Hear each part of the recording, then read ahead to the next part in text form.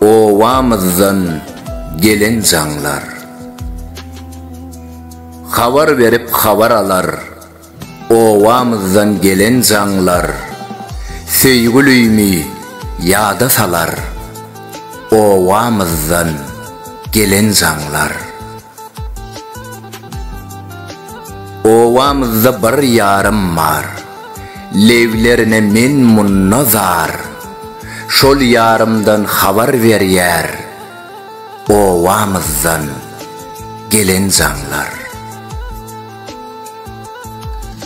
Yarımın garadır gözü, bal katılan her bir sözü, bağışı yağlı coştur bizi, ovamızdan gelen canlar. Kim yar bilen gurleşyer, kim gaydı oğlu bilen gurleşyer, her kimin bir göğünün atşar, ovamızdan gelen canlar.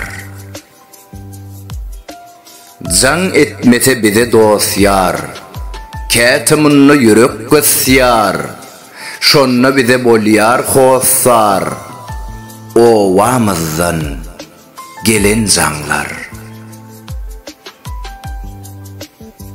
Bu durmuş devam ediyer, biri doğulup biri gidiyer, keti bize gamgıyın ediyer, ovamızdan gelen canlar.